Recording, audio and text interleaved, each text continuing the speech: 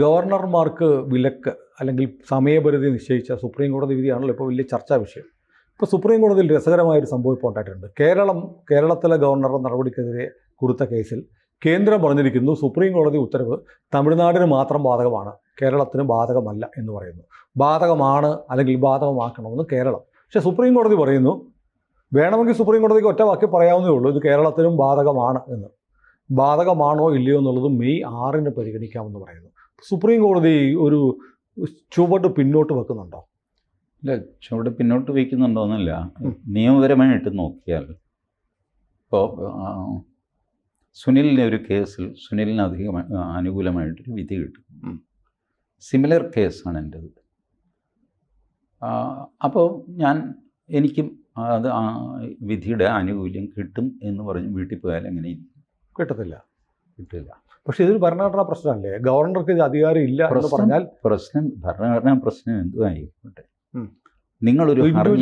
Case വ്യത്യാസമല്ലേ? നിങ്ങളൊരു ഹർജിയുമായിട്ട് supreme കോടതിയിൽ പോകുന്നു, എന്നിട്ട് നിങ്ങളത് വിഡ്രോ ചെയ്യുന്നു. So you don't have any claim. കഴിഞ്ഞു. തമിഴ്നാടിൻ്റെ വിധി അവർക്ക്. കേരളം അജിറ്റേറ്റ് ചെയ്ത ഇഷ്യൂ ഉണ്ടല്ലോ, കേരളത്തിൻ്റെ ബില്ലുകൾ പിടിച്ചു വെച്ചു, ഇന്ന കാരണങ്ങൾ ആദ്യം ഇത് എന്നൊക്കെ പറഞ്ഞിട്ട് ആ issue reduces to Tamil Nadu issue എന്ന് സുപ്രീം കോടതി പറഞ്ഞാൽ മാത്രമേ കേരളത്തിന് അത് ബാധകമാകൂ. കേരളത്തിനും ഇത് ബാധകമാണെന്ന് സുപ്രീം കോടതി പറയണം. പക്ഷേ എൻ്റെ ഒരു സംശയം എന്നറിയോ, ഗവർണർ എന്ന് പറയുന്ന ഭരണഘടനാ പദവി, അതിൻ്റെ അധികാരങ്ങൾ ഇന്നതൊക്കെയാണ്. ഒരു ബില്ല് കിട്ടിയാൽ എത്ര മാസത്തിനകം തീരുമാനം എടുക്കണം, ഗവർണർക്ക് വിടണം. അത് കഴിഞ്ഞ് രാഷ്ട്രപതിക്ക് കിട്ടിയാൽ രാഷ്ട്രപതി പോലും 3 മാസത്തിനകം തീരുമാനം എടുക്കണമെന്ന് പറഞ്ഞാൽ അതിൻ്റെ ഒരു ബ്ലാങ്കറ്റ് സ്വഭാവം സ്വാഭാവികമായും വരില്ലേ? വരും. നിങ്ങൾ ഇത് സുപ്രീം കോടതിയിൽ പോയില്ലായിരുന്നെങ്കിൽ ഇത് വരും. കേരളം പോയതാണ് പ്രശ്നമായത്. നിങ്ങൾ പോയി കഴിഞ്ഞ സ്ഥിതിക്ക് അതിൻ്റെ ഒരു തീർപ്പായിട്ട് വേണ്ടേ നിങ്ങൾ ഇറങ്ങാൻ. അല്ല, നിങ്ങളൊരു പ്രിസംഷൻ നടത്തി അതേ അയാളുടെ വിധി എനിക്കും ബാധകമാണ്, അതുകൊണ്ട് ഞാനിത് പിൻവലിച്ചു പോവുകയാണെന്ന് പറഞ്ഞു കഴിഞ്ഞാൽ അതാണ് കേന്ദ്രം പറഞ്ഞത് നിങ്ങൾക്കിത് ബാധകമല്ല. അപ്പോൾ സുപ്രീം കോടതി പറഞ്ഞു ശരി, ബാധകമാണോ എന്ന് പരിശോധിക്കാം. കാരണം ഇതിൽ ചില്ലറ വ്യത്യാസം മതി. ഇതിൻ്റെ ലീഗൽ എന്തുകൊണ്ടാണ് കേരളം ഇത് പിൻവലിച്ചുകൊണ്ട് ഓടുന്നത് അതൊന്ന് പറഞ്ഞേ. അല്ല, ഏതായാലും അവിടെ പോയി തമിഴ്നാടിൻ്റെ അല്ല ആയിക്കോട്ടെ കാര്യത്തിൽ ആയിക്കോട്ടെ അത് അതേ അംഗീകാരം ഞങ്ങൾക്ക് ഉണ്ടെന്ന് പറഞ്ഞിട്ട് എഴുതിത്താൻ ഞങ്ങൾ പൊക്കോളാം എന്ന് പറയുക. അതിന് പകരം ഇപ്പം ഈ പെനൽറ്റിമേറ്റ് പോയിന്റിൽ വിഡ്രോ ചെയ്ത് ഓടുന്നത് എന്തുകൊണ്ടായിരിക്കും എനിക്കറിയില്ല. കേരളത്തിന് വേണ്ടി ഹാജരാകുന്ന വക്കീൽ ഏതാണെന്നറിയാമോ? കെ വേണുഗോപാൽ. അതിനപ്പുറം ഒരു വക്കീലുണ്ടോ ഇന്ത്യയിൽ? ഇല്ല. കെ വേണുഗോപാൽ കഴിഞ്ഞ പോസ്റ്റിങ്ങിൻ്റെ സമയത്ത് എണീറ്റ് നിന്ന് സുപ്രീം കോടതിയിൽ പറഞ്ഞു മറ്റൊരു ബെഞ്ചിൻ്റെ പർദിവാല ബെഞ്ചിൻ്റെ ജഡ്ജ്മെൻറ്റ് വന്നു കഴിഞ്ഞു, ഈ കേസും അങ്ങോട്ട് വിടണം എന്ന് പറഞ്ഞു. അവർ പറഞ്ഞു നോക്കാം എന്ന് പറഞ്ഞ് അഡ്ജേൺ ചെയ്തു. അപ്പോൾ ഒരുപക്ഷെ കെ വേണുഗോപാലിന് ഇതിൻ്റെ അപകടം മനസ്സിലാക്കാം. കാരണം JB Pardiwala has crossed all limits. സകല ലിമിറ്റും ക്രോസ് ചെയ്ത് രാജ്യദ്രോഹം നടത്താനുള്ള പെർമിഷൻ കൊടുത്തുകൊണ്ടുള്ള വിധിയാണ് പർദിവാലയുടെ വിധി. അത് സുനിൽ ശ്രദ്ധിച്ചോ? പർദിവാല പറഞ്ഞിരിക്കുന്നത് എന്താ, ഒരു ബില്ല് പാസ്സാക്കി, ഗവർണർ അത് 30 ദിവസത്തിനകം അനുമതി കൊടുത്തില്ല, അല്ലെങ്കിൽ പ്രസിഡൻറ്റിന് വിട്ടു, പ്രസിഡൻറ്റിന് 3 മാസം. ശരി, ഈ 3 മാസം കഴിഞ്ഞു കഴിഞ്ഞാൽ പിന്നെ ഈ ബില്ലിൻ്റെ സ്ഥിതി എന്താ? അത് പാസ്സായതായിട്ട് കണക്കാക്കപ്പെടും ഇല്ലേ? ഇപ്പം തമിഴ്നാട് ഇന്ത്യൻ യൂണിയൻ വിട്ടുപോകാൻ തീരുമാനിച്ചു, ഒരു ബില്ല് പാസ്സാക്കുന്നു. ഞങ്ങൾക്ക് ഞങ്ങളുടെ ഭരണഘടന, ഞങ്ങളുടെ കൊടി, അത് ഇത് കേട്ട് ഞങ്ങൾ പ്രത്യേക രാജ്യമായിട്ട് മാറുകയാണെന്ന് പറഞ്ഞിട്ട് അസംബ്ലിയിലൊരു ബില്ല് പാസ്സാക്കി. ഗവർണർക്ക് അയച്ചു കൊടുത്തു, ഗവർണർ ഒപ്പിടുകയില്ല. പ്രസിഡൻറ്റിനെ അയച്ചു കൊടുത്തു, പ്രസിഡൻറ്റ് ജമ്മം ചെയ്താൽ ഒപ്പിടില്ല. പർദിവാല പറഞ്ഞിരിക്കുന്നത് ഇത് ഭരണഘടനയ്ക്ക് വിരുദ്ധമാണെന്ന് തോന്നിയാൽ ഞങ്ങൾക്ക് റെഫർ ചെയ്യണം എന്നാണ് സുപ്രീം കോടതിക്ക് റെഫർ ചെയ്തു. സുപ്രീം കോടതി ഇത് പരിശോധിച്ച് നോക്കിയിട്ട് ഇത് അപകടകരമാണെന്നൊക്കെ പറഞ്ഞിട്ട് പ്രസിഡൻറ്റിന് അഡ്വൈസ് കൊടുക്കും. പ്രസിഡൻറ്റ് എന്ത് ചെയ്യും? പ്രസിഡൻറ്റ് എന്തെങ്കിലും ചെയ്യാൻ പറ്റുമോ? അതിനിടയ്ക്ക് സമയപരിധി കഴിഞ്ഞു. സ്റ്റാലിൻ പറയും സമയപരിധി കഴിഞ്ഞു, ഞങ്ങളുടെ ബില്ല് പർദിവാലയുടെ വിധി അനുസരിച്ച് ഞങ്ങളുടെ ബില്ല് പാസ്സായി കഴിഞ്ഞു, ആക്റ്റായിട്ട് പ്രഖ്യാപിക്കും. ആക്റ്റായിട്ട് പ്രഖ്യാപിക്കുന്ന നിമിഷം തമിഴ്നാട് വേറെ രാജ്യമാവുകയും സുപ്രീം കോടതിക്ക് ജൂറിസ്ഡിക്ഷൻ നഷ്ടപ്പെടുകയും ചെയ്യും. പ്രസിഡൻറ്റിന് ഇടപെടാൻ പറ്റില്ല, ഇന്ത്യൻ പട്ടാളത്തിന് ഇടപെടാൻ പറ്റില്ല. തലേദിവസം രാത്രി ചൈന നമ്മളെ വിളിച്ചു പറയും, ഉം. മോദിയെ വിളിച്ചു പറയും, അതേ നിങ്ങളുടെ തമിഴ്നാട് പ്രത്യേകമായിട്ട് പോകുന്നു, അവർക്ക് പ്രൊട്ടക്ഷൻ വേണമെന്നൊക്കെ പറഞ്ഞു, അവരുടെ കാര്യത്തിൽ ഇടപെടണമെന്ന് പറഞ്ഞു. ഞങ്ങൾ പറഞ്ഞു നിങ്ങളുടെ കാര്യത്തിലൊന്നും ഞങ്ങൾ ഇടപെടില്ല, പ്രൊട്ടക്ഷൻ തരാം. അതനുസരിച്ച് ബംഗാൾ ഉൾക്കടലിൽ ഞങ്ങളുടെ കപ്പൽപ്പട അയക്കും. നമ്മൾ തമ്മിൽ പേശകരുത്, ഒരു രാജ്യത്തെ ജനങ്ങൾക്ക് അവരുടെ സ്വാതന്ത്ര്യം അനുസരിച്ച് ജീവിക്കാനത് പ്രൊട്ടക്ഷൻ മാത്രമേ ഞങ്ങൾ കൊടുക്കുന്നുള്ളൂ. അവർ ഭരണഘടന ഉണ്ടാക്കുമോ പതാക ഉണ്ടാക്കുമോ ഉണ്ടാക്കാതിരിക്കുമോ ഒന്നുമില്ല. Protection from external aggression. External aggression എന്ന് പറഞ്ഞാൽ എന്താ? ഇന്ത്യയുടെ ആക്രമണം. സ്റ്റാലിൻ പറയും ഇന്ത്യൻ പട്ടാളം, ഇന്ത്യൻ നേവിയൊക്കെ തമിഴ്നാട്ടിലുണ്ട്, നിങ്ങൾക്ക് വേണമെങ്കിൽ തിരിച്ചു പോകാം, അതല്ലെങ്കിൽ തമിഴ്നാട് പട്ടാളത്തിൽ ചേരാം, യു ആർ ഫ്രീ. മലയാളികൾ ബാക്കി ബീഹാർ അവരൊന്നും ഡിസ്റ്റർബ് ചെയ്യുന്നില്ല. ഇന്ത്യൻ ട്രെയിൻസ് വരട്ടെ പോട്ടെ, ഞങ്ങൾ ഞങ്ങളുടെ ഭരണഘടനയും സംവിധാനവും ഒക്കെ ഉണ്ടാക്കുന്നത് വരെ ഇത് ലെറ്റ് ഇറ്റ് കണ്ടിന്യൂ, അതൊന്നും കുഴപ്പമൊന്നുമില്ല. സെക്യൂരിറ്റി ചൈന അഷ്വർ ചെയ്തിട്ടുണ്ട്. ചൈന സിലോണിൽ നമ്മുടെ ശ്രീലങ്കയിൽ ഹമ്പൻതോത്ത പോർട്ട് അവരുടെയാണ്. നിമിഷ നേരം മതി അവർക്ക് ബംഗാൾ ഉൾക്കടലിലെത്താൻ. ട്രംപ് പൊട്ടിത്തെറിക്കും. USS ഹാരി ട്രൂമാൻ അങ്ങോട്ട് പോട്ടെ എന്ന് പറയും ബംഗാൾ ഉൾക്കടലിലേക്ക്. യൂനസ് സ്റ്റാലിനെ പിന്തുണയ്ക്കും. യൂനസ് പറയും സെൻറ്റ് മാർട്ടിൻ ഐലൻഡ് ചൈനയ്ക്ക് ഉപയോഗിക്കാം എന്ന് പറയും. അമേരിക്ക തുമ്മിത്തെറിക്കുമെങ്കിലും യൂറോപ്പ് മൊത്തം തമിഴ്നാടിനെ അനുകൂലിക്കും. ഇംഗ്ലണ്ട്, ജർമ്മനി, ഇറ്റലി, ഫ്രാൻസ് ചെയ്യില്ല. ഫ്രാൻസും പോളണ്ടും ചെയ്യില്ല. ബാക്കിയുള്ളവരൊക്കെ ചില്ലറ കക്ഷികളാണ്. ജോർജിയ, ഫിൻലൻഡ്, അത് ഇത്. അവർക്കിപ്പോൾ തമിഴ്നാട് വന്നാൽ എന്താ ജനാധിപത്യം എന്നൊക്കെ പറഞ്ഞൊരു ബഹളം വെച്ച് കഴിയുമ്പോൾ അവർ പിന്താങ്ങും. നോക്കൂ, 137 രാജ്യങ്ങളാണ് തമിഴ്നാടിനെ പിന്തുണച്ചിരിക്കുന്നത്. ഗുറ്ററസിനെ കെട്ടിയെടുക്കും. നമ്മുടെ ആന്റോണിയോ ഗുറ്ററസ്, അയാളെ കെട്ടിയെടുക്കും. ചെന്നൈ ഇൻ്റർനാഷണൽ എയർപോർട്ടിൽ അയാൾ വരുന്നു, സ്റ്റാലിൻ സ്വീകരിക്കുന്നു. Stalin prime minister, Pardiwala president. Pardiwala ഒരു ഫ്ലൈറ്റ് എടുത്തിട്ട് നേരെ ചെന്നൈയിൽ വന്ന് ലാൻഡ് ചെയ്തിട്ട് പർദിവാല പ്രസിഡന്റ്, സ്റ്റാലിൻ പ്രധാനമന്ത്രി, ചീഫ് ജസ്റ്റിസ് കുര്യൻ ജോസഫ്. ഞാനൊരു ഉദാഹരണമായിട്ട് പറയാം, ഞാൻ ഇവരൊന്നും മോശക്കാരാന്നുള്ള അർത്ഥത്തിൽ പറയില്ല. തമിഴ്നാട് സുപ്രീം കോടതിയിൽ chief justice Kurian Joseph. Tamil Nadu supreme കോടതിയിൽ അമേരിക്കൻ സിസ്റ്റമാണ്, മരിക്കുന്നവരെ ഒരാൾക്ക് ചീഫ് ജസ്റ്റിസായിട്ട് തുടരാം, സേഫ്, ഒരു പ്രശ്നവുമില്ല, തമിഴ്നാടിന് വിട്ടുപോകാം. ഇതേ സിറ്റുവേഷൻ ബംഗാളിലേക്ക് എടുത്തു നോക്കിയോ, മമതാ ബാനർജിക്ക് ഇത് ചെയ്യാം, കുറച്ചുകൂടെ എളുപ്പത്തിൽ ചെയ്യാം. യുനെസ് തൊട്ടടുത്തുണ്ട്, അതെ അതെ, യുനെസ് സഹായിക്കും, ചൈന അപ്പുറത്തുണ്ട്. ആകെ വ്യത്യാസം ചിക്കൻ നെക്കാണ് നമ്മളുടെ സിലിഗുരി കോറിഡോർ. ചിക്കൻ നെക്കിൽ ചൈന തൊടില്ല. ചൈന സത്യസന്ധമായിട്ട് മോദിയോട് പറയും, ഞങ്ങൾ ഈ സിറ്റുവേഷനിൽ ഒരു വ്യത്യാസവും വരുത്തുന്നില്ല, ആകെ ഞങ്ങളുടെ അടുത്ത് അഭയം അന്വേഷിച്ച് വന്നവർ പ്രൊട്ടക്റ്റ് ചെയ്യത്രേ ഉള്ളൂ. അവർ പറയുന്നത് അവരുടെ നാട്ടിൽ നിങ്ങൾ ഇത് സ്ഥാപിക്കാൻ, ഞങ്ങൾ പറഞ്ഞു അതൊന്നും പറ്റില്ല, നിങ്ങളുടെ ഉള്ളിൽ ഞങ്ങൾ ഇടപെടാനേ പോകുന്നില്ല, വിദേശ ശക്തികൾ നിങ്ങളെ ആക്രമിക്കാതെ ഞങ്ങൾ നോക്കുള്ളൂ, ഇത്രേ ഉള്ളൂ. ചേട്ടൻ്റെ സിലിഗുരി കോറിഡോറോ ഒന്നും ഞങ്ങൾക്ക് വേണ്ട. അല്ലെങ്കിൽ തന്നെ നമ്മൾ തമ്മിലുള്ള വഴക്ക് ഇപ്പം തീർന്ന് നമ്മൾ അത് നോർമലൈസ് ചെയ്തുകൊണ്ടിരിക്കുന്നേ ഉള്ളൂ. ഇനി അടുത്തൊരു വഴക്കൊന്നും തുടങ്ങാൻ ഞങ്ങൾക്ക് ഉദ്ദേശിച്ചില്ല. എന്ത് ചെയ്യും?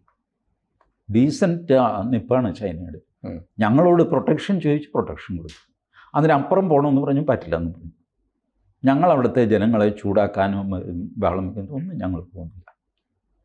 ഇത് constitutionally it is permitted.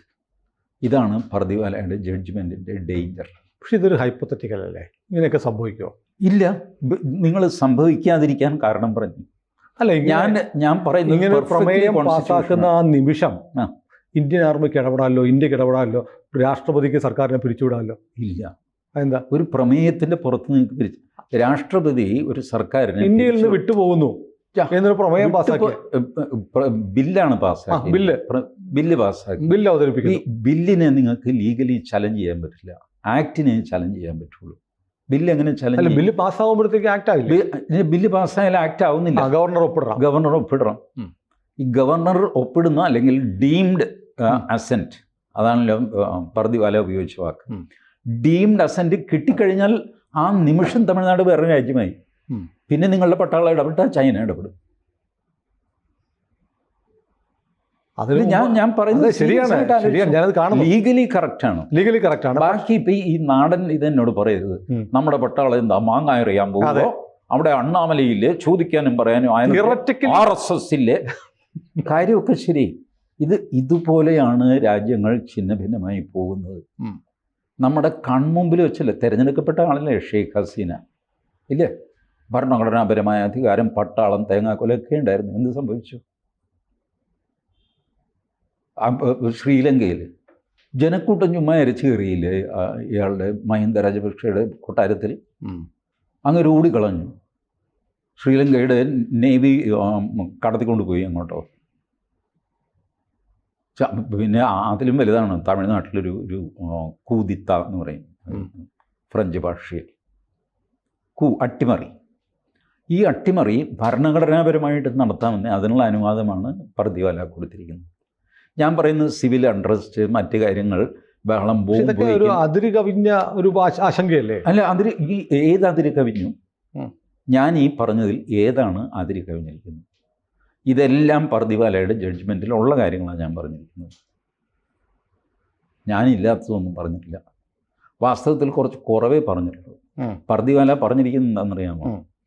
Unless representational democracy is in peril, any bill other than that must be sign by these people. Representational ഡെമോക്രസിക്ക് ദോഷം വരുന്ന ബില്ലാണെങ്കിൽ മാത്രം നിങ്ങൾ ഒപ്പിടാതിരിക്കുക. ബാക്കി ബില്ലുകളെല്ലാം സ്വാഭാവിക രീതിയിൽ നിങ്ങൾ ഒപ്പിടണം. ഇപ്പോൾ റെപ്രസെൻറ്റേഷണൽ ഡെമോക്രസിക്ക് സ്റ്റാലിൻ ഒരു തടസ്സവും വരുത്തുന്നില്ല. സ്റ്റാലിൻ അവിടെ തിരഞ്ഞെടുപ്പ് നടത്തും. ഒള്ളി തിങ് നിങ്ങളുടെ ഈ EVM VVPAT അതൊന്നും ഉണ്ടാവില്ല. മറ്റേ ബാലറ്റ് സിസ്റ്റം ആയിരിക്കും. അത് DMK-ക്കാർ പെട്ടിയിലിട്ടിട്ട് അവർ തന്നെ എണ്ണിക്കോളും. റെപ്രസെൻറ്റേഷണൽ ഡെമോക്രസിക്കൊന്നും ഒരു കുഴപ്പവും വരില്ല. അപ്പോൾ ഇത് മനസ്സിലാക്കിയിട്ടാവോ തമിഴ്നാടിൻ്റെ ഒരു പ്രമേയം കൊണ്ടുവരാനുള്ള നീക്കവും കമ്മീഷനും ഒക്കെ? തമിഴ്നാട് കമ്മീഷനെ വെച്ചിരിക്കുന്നത് ഈ ഡയറക്ഷനേക്കുള്ള പ്രോഗ്രസ് ആണ്. ഞാനീ പറഞ്ഞത്രയും സ്വിഫ്റ്റായിട്ട് ആക്ട് ചെയ്യാൻ സ്റ്റാലിന് സാധിച്ചു കാണുന്നില്ല. അല്ലെങ്കിൽ വരട്ടെ എന്ന് വിചാരിച്ചു കാണും. കുറേശ്ശെയായിട്ട് ടെമ്പോ ഒന്ന് കൂട്ടി കൊണ്ടുവന്നാൽ മതിയില്ല. That will be more.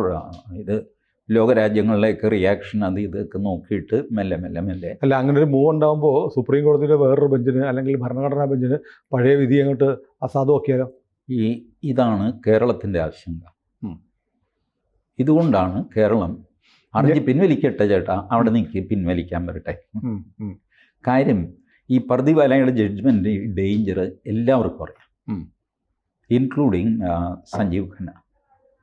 But Pardiwala വരാൻ പോകുന്നൊരു ചീഫ് ജസ്റ്റിസും കൂടെയാണ്.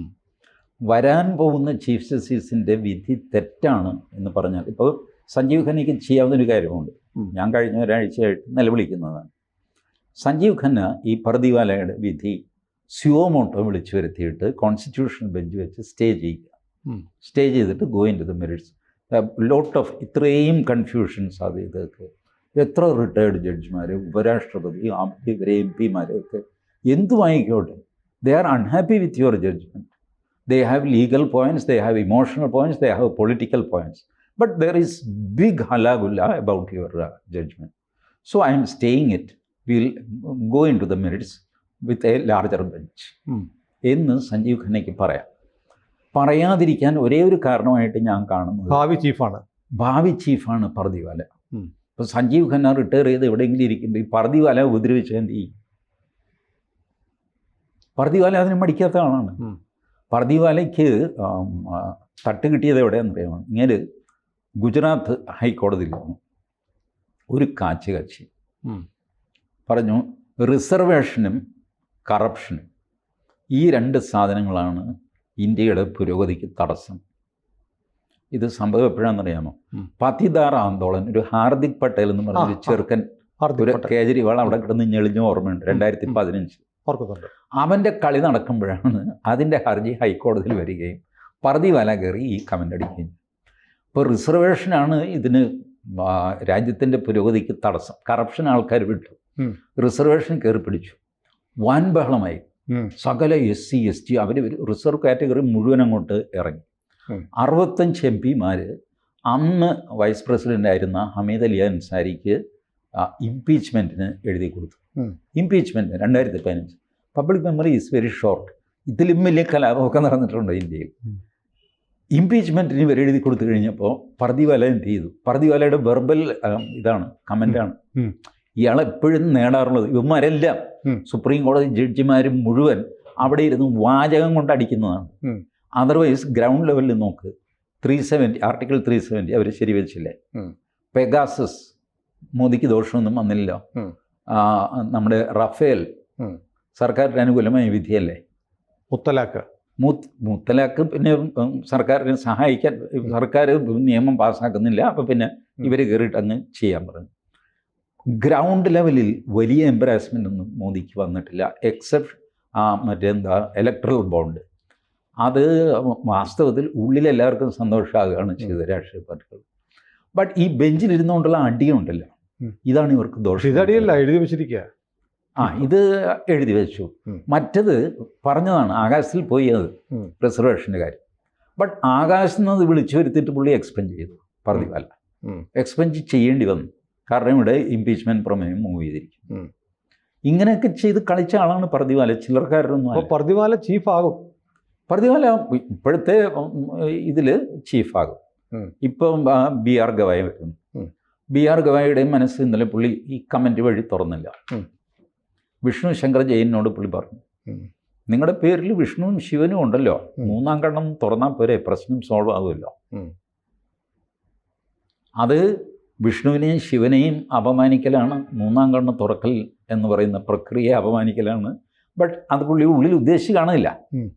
ഇയാളെ ഒന്ന് കളിയാക്കുക, ഈ നിഷികാന്ത് ദുബൈക്കെതിരെ കണ്ടന്റ് എടുക്കാനൊക്കെ അവർക്ക് പറ്റും. ബട്ട് എടുത്താൽ അത് കൂടുതൽ വഷളാകും. അപ്പോൾ അവർ ചെയ്യാൻ പോകുന്നത് ബെഞ്ചിലിരുന്ന് ഇങ്ങനെ അടിക്കുകയാണ്. ഇടയ്ക്ക് ജഗദീപ് ധൻഖറിനെ അവർ വെറുതെ ഒന്നും ഇടാൻ പോകുന്നില്ല. ഏതെങ്കിലും ഒരു കമൻറ്റിൽ ജഗദീപ് ധൻഖറിൻ്റെ മിമിക്രി കാണിക്കുകയോ അല്ലെങ്കിൽ പുള്ളി ഉപയോഗിച്ച അതേ വാക്ക് കൊലയോടെ എടുത്ത് ഉപയോഗിച്ച് കളിയാക്കുകയോ ഒക്കെ ചെയ്യും. വെറുതെ വിടില്ല, അവർ കണ്ടംപ്റ്റ് എടുക്കില്ല. കണ്ടംപ്റ്റ് എടുത്താൽ പ്രശ്നം എന്താണെന്ന് വെച്ചാൽ ഇവരുടെ ഈ അലമാരിയിലിരിക്കുന്ന പ്രേതങ്ങൾ മുഴുവൻ പുറത്തു വരും. അതുകൊണ്ട് കണ്ടംപ്റ്റ് എടുക്കില്ല. ഇതാണ് അവർ ചെയ്യാൻ പോകുന്നത്. ഇപ്പം കേരളത്തിന് ഇപ്പോൾ സംഭവിച്ചിരിക്കുന്നതെന്ന് വെച്ചാൽ ഈ ഹർജി ഇപ്പോൾ സഞ്ജീവ് ഖന്നയ്ക്ക് പറ്റിയൊരവസരമാണ്. അതെ, ഈ ഹർജി വേറൊരു ബെഞ്ചിൽ പോസ്റ്റ് ചെയ്യുക, എന്നിട്ട് പർദിവാലയ്ക്കെതിരെ എഴുതാൻ പറയുക. അപ്പോൾ പർദിവാലയുടെ ഒരു ജഡ്ജ്മെൻറ്റ്, പർദിവാലയ്ക്കെതിരെ അടുത്ത ജഡ്ജ്മെൻറ്റ്.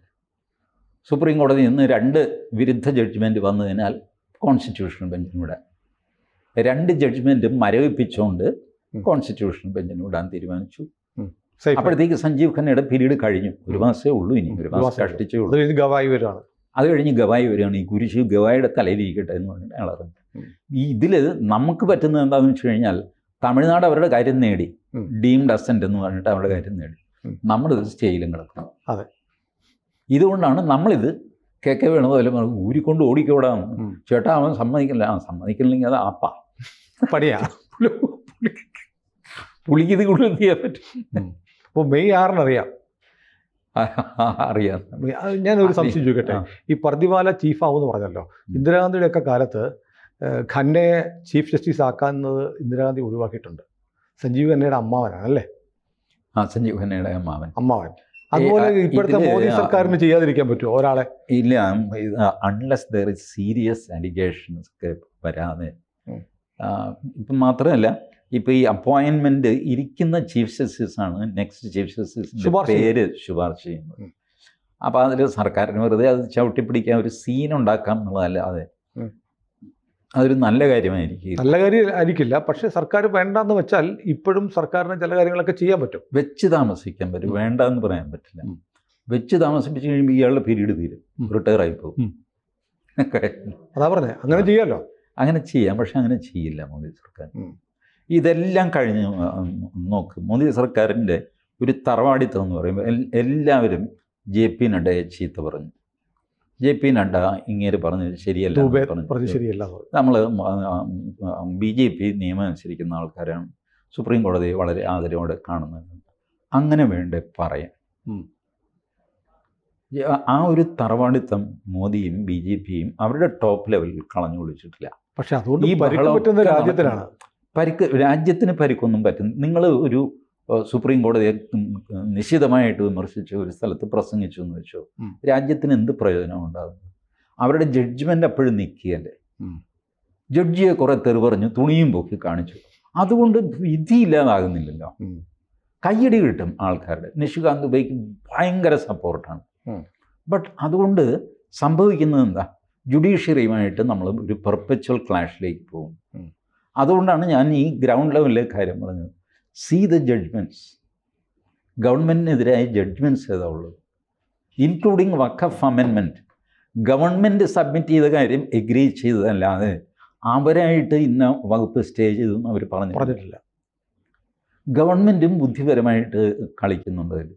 ഈ സുനിൽ ആലോചിച്ച് നോക്ക്, ഈ വഖഫ് കൗൺസിലിൽ 2 അമുസ്ലിങ്ങളെ ഇരുത്തിയിട്ട് എന്ത് മോക്ഷം കിട്ടാനാണ്? ബട്ട് ഗവൺമെൻറ്റിന് അറിയാം 2 അമുസ്ലിങ്ങളെ വയ്ക്കുക, അവരെല്ലാവരും കൂടെ ബഹളം വയ്ക്കുക, ആ മുസ്ലിം പറ്റില്ല, സുപ്രീം കോടതിയിൽ സബ്മിറ്റ് ആ മുസ്ലിമിനെ ക്യാൻസൽ ചെയ്തു എന്ന് പറയും. You don't lose anything. ഒരു തൊഴിലാളി സമരം ഹാൻഡിൽ ചെയ്യുന്നത് കണ്ടില്ലേ മുതലാളിമാർ? തൊഴിലാളികൾ ഇപ്പോൾ എന്തെങ്കിലും കാര്യം പറഞ്ഞിട്ടാണ് സമരം ചെയ്യുന്നത്. കുറച്ച് ഇത് മൂത്ത് വന്നു കഴിയുമ്പോൾ 2 പേരെ പിരിച്ചുവിടും. പിരിച്ചുവിട്ടവരെ തിരിച്ചെടുക്കും. അങ്ങനെയാവും സമരം. അവരെ തിരിച്ചെടുക്കും. സമരം തീർന്നു. ഇപ്പോൾ വന്ന് മുസ്ലിമുകളെ വെച്ചത് റദ്ദാക്കണമെന്ന തരത്തിലേക്ക് ഇത് ചുരുങ്ങും. ചുരുങ്ങും. എന്നാൽ പിന്നെ സമ്മതിച്ചേക്കാന്ന് സർക്കാരും പറയും. അതുപോലെ ഇവരുടെ ഈ ബഹളമില്ലേ, താജ്മഹൽ അടിച്ചുകൊണ്ട് പോകും, മറ്റത് അടിച്ചുകൊണ്ട് പോകും, മറിച്ചടിച്ചു പോകും. ഇല്ല, അതൊന്നും ഞങ്ങൾ അടിച്ചുകൊണ്ട് പോകുന്നില്ല. അടിച്ചുകൊണ്ട് പോകേണ്ടത് സർക്കാരിൻ്റെ കയ്യിലിരിക്കുക. ആർക്കിയോളജിക്കൽ സർവേയുടെ കയ്യിലാണ് ഡൽഹിയിലെ ജുമാ മസ്ജിദ്, താജ്മഹൽ, സമ്പലിലെ ഇതെല്ലാം ആർക്കിയോളജിക്കൽ സർവേയുടെ അസറ്റാണ്. ഇവരവിടെ പ്രാർത്ഥിക്കുന്നതേ ഉള്ളൂ. അപ്പോൾ അവർ സുപ്രീം കോടതി ചോദിക്കും, നിങ്ങൾ താജ്മഹൽ എടുത്തുകൊണ്ട് പോകാൻ പോകുന്നു? ഇല്ല സാർ, ഞങ്ങൾ എടുക്കുന്നില്ല. അത് അവിടെ വയ്ക്ക്, അവിടെ വെച്ചിട്ടുണ്ട്, അവിടെ തന്നെ ഇരിപ്പുണ്ട്. കഴിയും.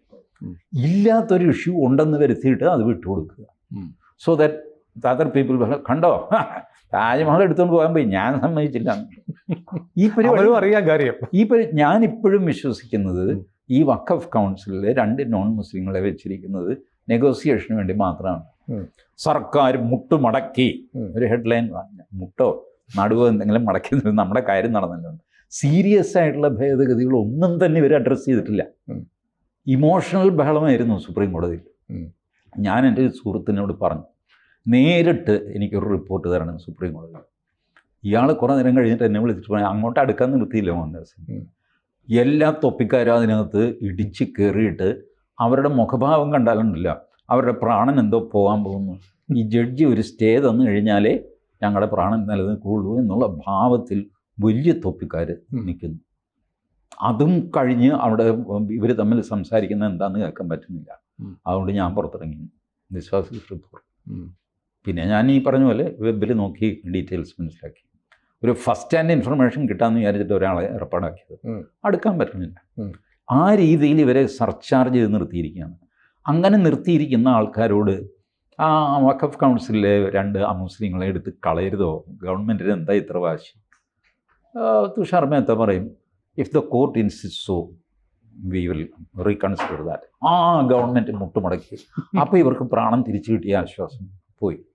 പിന്നീട് 5 കൊല്ലം കഴിഞ്ഞാണ് ഇവർ ആലോചിക്കുന്നത്, വഖഫ് കൗൺസിലിൽ 2 നോൺ മുസ്ലിംസ് ഇരുന്നാലും എന്തായിരുന്നു, അതുകൊണ്ടൊരു ദോഷവും വരില്ല. ഇപ്പോൾ ഇതേ കണ്ടില്ലേ, ഇതെല്ലാം കൂടെ അടിച്ചുകൊണ്ട് പോയില്ലേ. നീയല്ലേ പറഞ്ഞു അമുസ്ലിം ആ പോയിന്റ് വാദിക്കണമെന്ന് പറഞ്ഞ് വക്കീലിനോട് പറഞ്ഞു. വക്കീൽ തന്നെ അന്ന് പറഞ്ഞിരുന്നു, എടാ ഇതൊന്നും അർത്ഥശൂന്യമായ കാര്യമാണ്, ഇതിലൊന്നും വലിയ കഥയൊന്നുമില്ല. 24 പേര് അതിനകത്ത് 2 അമുസ്ലിം ഇരുന്നാൽ എന്താ, ഇരുന്നില്ലെങ്കിൽ എന്ത് ചെയ്യാൻ? പിന്നെ ex officio chairman minority minister Kiran Rijiju ഇരിക്കുന്നു. കിരൺ റിജിജു ദിവസവും പോയി കൗൺസിലിൽ ഇരിക്കാൻ പോകും. അങ്ങനെ 110 പണി വേറെ കിടക്കില്ല. നിങ്ങൾ മീറ്റിംഗ് കൂടിക്കോ, മിനിറ്റ്സ് അയച്ചാൽ ഞാൻ ഒപ്പിട്ട് തന്നേക്കാം. ഇങ്ങനെ നമ്മളെത്രയോ കമ്മിറ്റികൾ കാണുന്നു.